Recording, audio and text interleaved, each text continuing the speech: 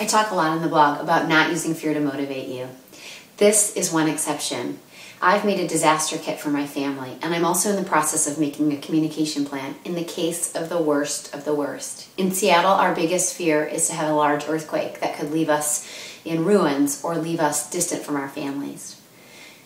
I'm underneath my desk. I'm between a large cabinet where the camera is sitting, and I'm alone tonight with my kids in my house.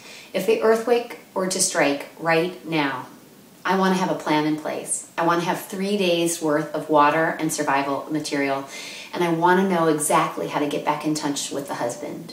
I needed a lot of help to get through the process of making the kit, so I asked my friend Dr. Suzan Mazor to help. I'm Suzan Mazor. I work in the ER at Children's. I'm an ER doc, and I'm a mom. So we got together, and what we wanted to do was figure out exactly what we needed to get done.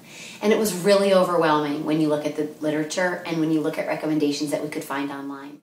Here's what it looked like when we started. We used the computer, we used print literature, we made lists, we looked at textbooks. We certainly got overwhelmed.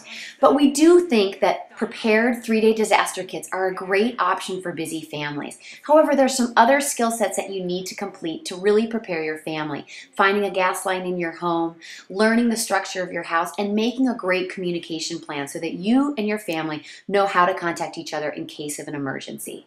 No, I wasn't. I was freaked out, but not prepared. So now I am both freaked out and prepared. Do you feel a little bit more calm about the event? I feel a lot more calm about an event because I've learned a lot by doing this, actually. Just start today. Go and get the water, start and get some food, and get going on making yourself prepared. Each and every step you complete will make you feel better. Mainly we spent a lot of time getting water and also checking for expiration dates on foods because we wanted a lot of food that our family would eat but that we knew we wouldn't have to replace soon.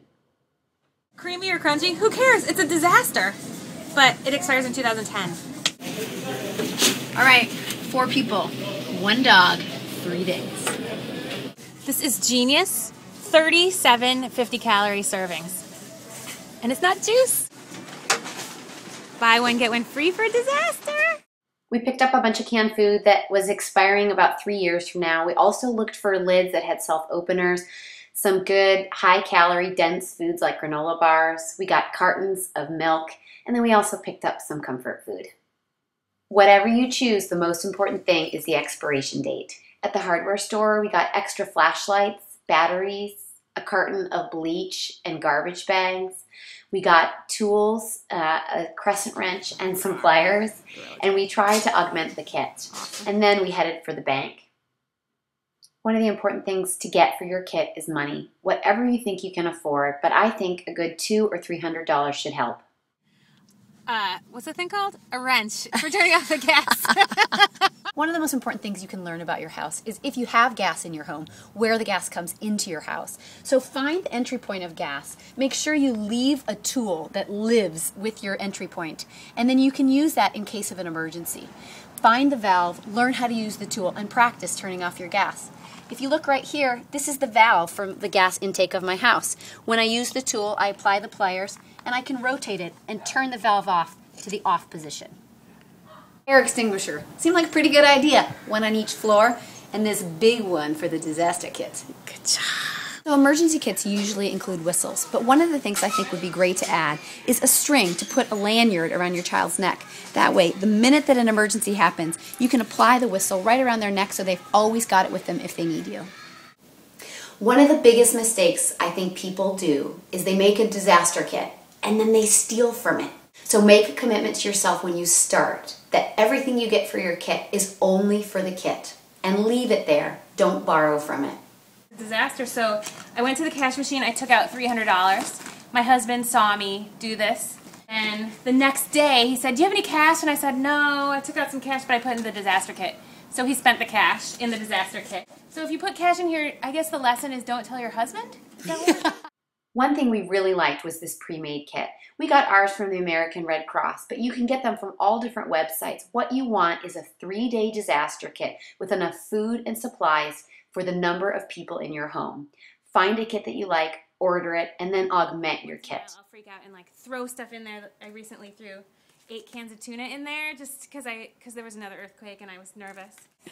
Well, it depends on your situation, but they seem heavy on the maxi pads in here. I think it's probably a really good idea to have a radio in case you can't use your cell phones.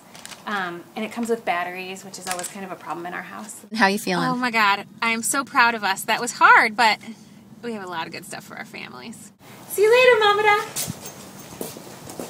Oh, my back. So that was a little bit of our voyage to make a disaster kit.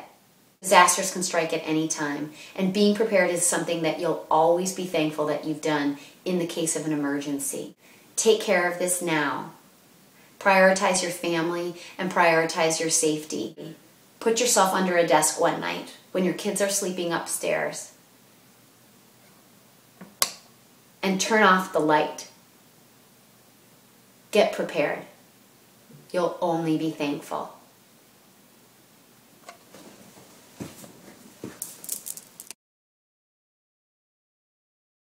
Mama Doc with tools, 12-inch crescent wrench, and a hoe.